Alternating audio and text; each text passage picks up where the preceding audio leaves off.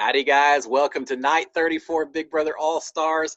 This is Cliff Notes from outside the Big Brother house. What an exciting night. Oh my gosh, an amazing Monday night, Tuesday morning. We've got a lot to cover, so we're going to get right into it. First of all, as a refresher, Bailey and Davonna are on the block. Christmas is HOH and has the veto herself. Tyler had asked to be put on the block as a renom and to actually be sent home. So we have the ceremony Monday morning. Christmas does not use a veto. She decides to leave Bailey and Davon on the block.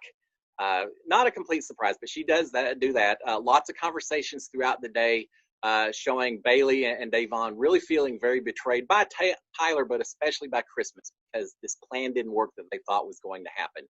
So we have that. All right, now, here's the big news. I know this is what y'all all been waiting for. They had this evening the Labor Day picnic. Hey!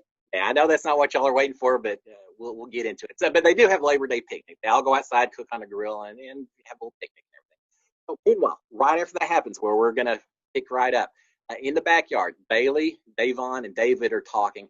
Bailey's saying, look, I got recruited off of Instagram 2 years ago to go on this show, but Davon, you've loved this game forever. You deserve to stay. You are a great representation for us. I want you to stay. I'm okay being the gullible one that fell into a trap, and at least I know the truth now. You go win this thing for us, Davon. Bailey is also saying, this was interesting, Bailey says that she's been tortured on the internet by Tyler and his fans for the past 2 years. She and Swaggy were supposed to go to Fiji for Love Island, but Tyler and Angela were also going, and they refused to go if Swaggy and Bailey went, so they ended up getting turned down, Swaggy and Bailey.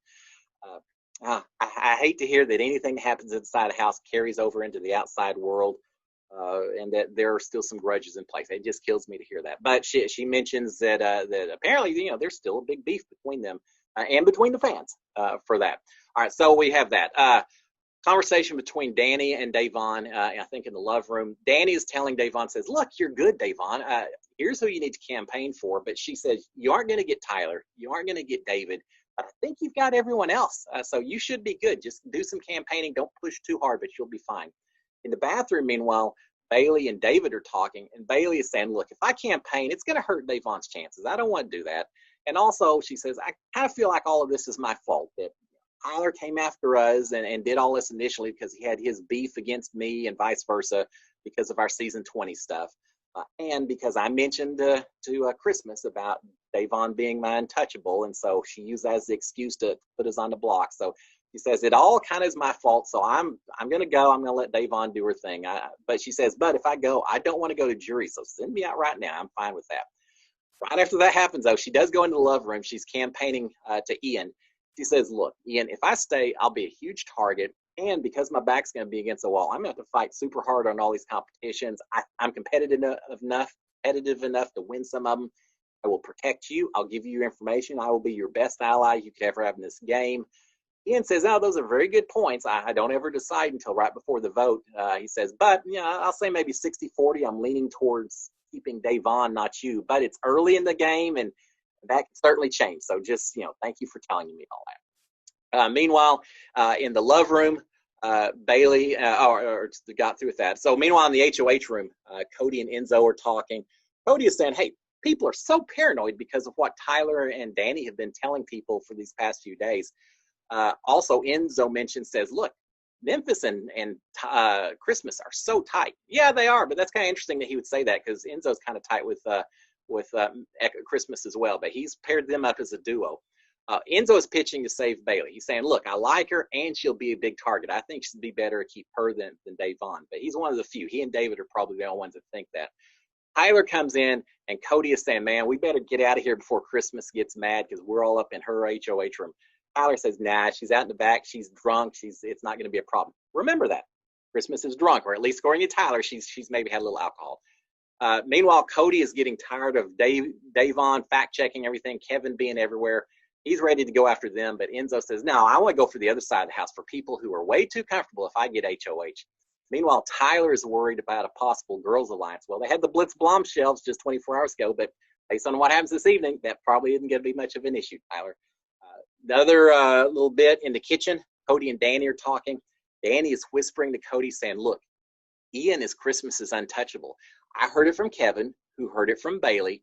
I also saw earlier Bailey had told David basically the same thing, that Ian was Christmas's untouchable, based on Christmas making Ian her +1 when she won the safety suite competition. I don't think he's really her untouchable. I've never heard that conversation from her, but that's what Bailey is throwing around, trying to kind of get Christmas a little bit by talking about her having an untouchable. So there you go. Meanwhile, in the backyard, Tyler and Memphis are talking. Memphis is, we got to talk about Memphis at least once a week, right? Just so you know he's alive and still in the house. Memphis is saying that if he wins HOH, he wants to put up David and Kevin with Ian as a backup. Memphis just does not like David. David does not like Memphis. There's a lot of friction between those two. So that's Memphis's plan. David and Kevin with Ian as a backup. Meanwhile, in the bathroom, Danny, all right, it's getting ready to get exciting. In the bathroom, Danny and Christmas are talking. Christmas is saying, look, I'm glad Bailey's on the blog because Bailey is playing way too emotional. Also, Tyler came to me and asked me to put up Bailey because Bailey wouldn't squash what happened between them in season 20. I don't recall that conversation. I'm not sure that Tyler actually asked Bailey to ask Christmas to do that. Maybe. I just don't recall the conversation. But she tells Danny that that's what happened. That's one of the reasons that she put Bailey up on the block. So here we go. Put your seatbelts on, guys, because this is where it gets fun. In the bathroom, Christmas and Davon are talking. Davon is saying, look, Christmas, your decision not to use a veto today, it just felt very personal because we thought we were friends, and you didn't use a veto to save one of us. Christmas is saying, I understand, but having to potentially put up Tyler, use a veto, it just put me in a very difficult position of having to decide, and it was tough. And Davon is confused because she says, look, Tyler presenting himself to you like that, wanting to go home, it's a Christmas present for you, Christmas. Ding, ding, ding. But Christmas says, well, he's more like a burden, and I'm now having to do what he wants instead of what I wanted to do in my HOH, reign. And she says, look, putting up Tyler, confusing the house, that just wasn't right. It would have made people mad. It would have confused them. I wasn't going to do that. She says, if Tyler wants to go home, let whoever wins HOH next week put Tyler in the block, send him home. Let Tyler walk out the door, but I'm not doing it while I'm HOH. He can do it later if he wants. Someone else can do it later. Meanwhile, at this point, Davon says, hey, do you want to go into the love room and talk a little bit? Because they're getting a little loud. And Christmas says, nah, I don't care who hears, and I don't care if everyone knows that Tyler wanted to go up. I just don't care anymore. So Christmas is getting a little louder as they go along. Conversation's getting just a little bit more heated as well. At this point, Christmas says that she's worried that Bailey would come after her if he had stayed, and says, Davon, you even saying that you would keep that from happening, that you would hold on to Bailey and keep her from coming for me, that confirms that Bailey by herself, she would come for me. So why should I keep her in the house with that understanding that she would be coming after me? Davon at that point says, look, you used as your justification for putting us on the block the fact that Bailey said that I was her untouchable. That was personal information. You leveraged personal stuff. You shouldn't have done that. That wasn't fair. That wasn't nice for you to do.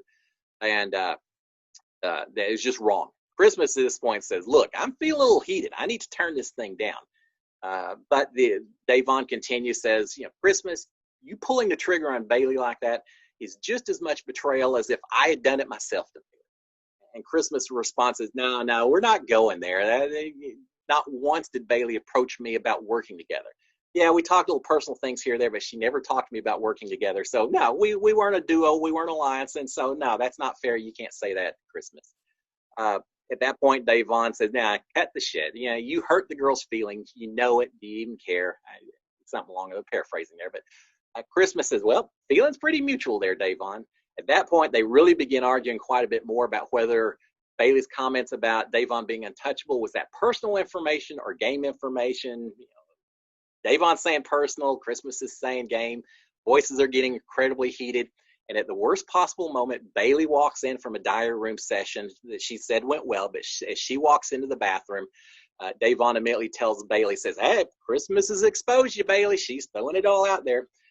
Christmas responds and says, well, yeah, I did, because the two of y'all are a duo, and that's all there is to it. Davon denies it, says, we are not a duo. And Christmas says, yeah, your untouchable comment, Bailey, shows otherwise. Y'all are a duo, whether you admit it or not. At that point, Davon says, I'm walking away. I'm tired of that. I'm walking away. And Christmas says, I'm also heated. I need to reset. So it looks like they both recognize maybe just step away, but they're still incredibly angry. At that point, Bailey then tells Christmas, she says, look, I was incredibly vulnerable with you when I told you that information. You took advantage of that. And she says, good game, Christmas. And a little sarcastically, as you can imagine. She says, good game.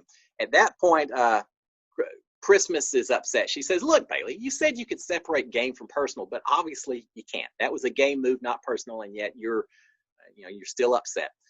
So Christmas starts to walk out. Bailey goes after her saying, Christmas, you used me. That's all there is to it. You used me. At that point, they're in the hallway outside the love room. They're getting in each other's faces, arguing a lot, hands up in the air. There's a lot of conversations from both of them saying, step back, get your hands out of my face, don't clap me. People doing a little clapping back and forth and snapping the fingers, and it is hard to see who's doing what, but they're definitely both very fired up against each other. Christmas eventually, I think Bailey says, do not clap on me. At that point, Christmas does this and says, good game, and walks into the kitchen. So they're very fired up. This is quite the argument. At that point in time, Bailey and Davon go out in the backyard. Davon is crying, saying, look, putting Tyler on the block would not have affected Christmas's game at all. Yeah, actually it would. She had her own agenda that you may not realize, Davon. But she says it wouldn't have affected her game.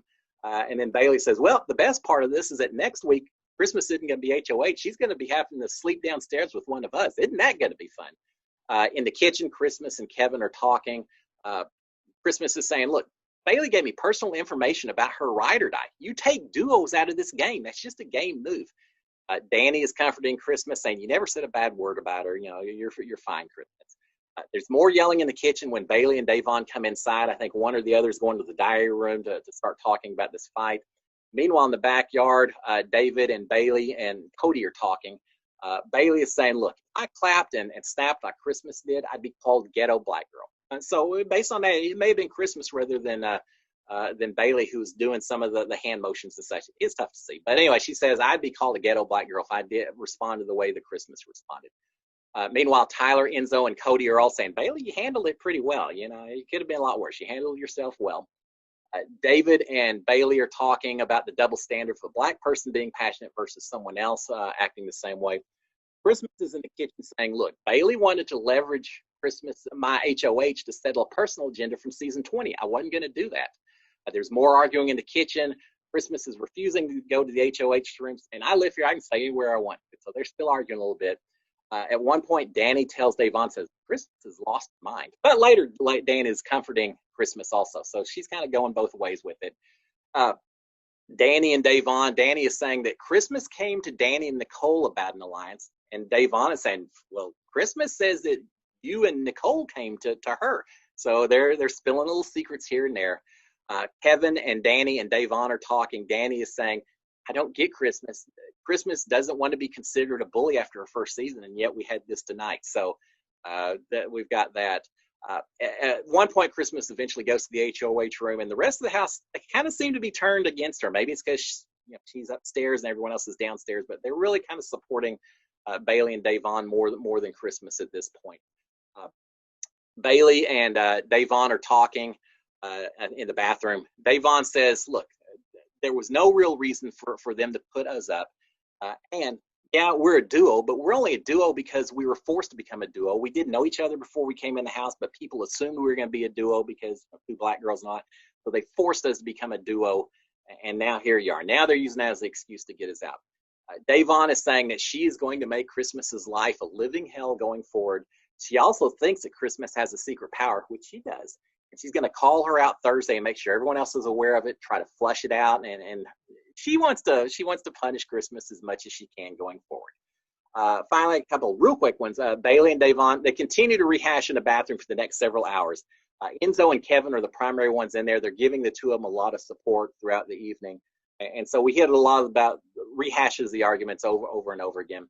And then finally, the rest of the guys are outside in the backyard, enjoying it before lockdown, before they lose the yard for the rest of the week. Not really talking much game, talking Survivor and other things. But incredible turn of events. Very emotional in the house. Guys, y'all have a great evening. I'll see y'all in about 24 hours, Tuesday morning. SKD 143. Cheers, guys. I believe I got that in 6 minutes. Bye.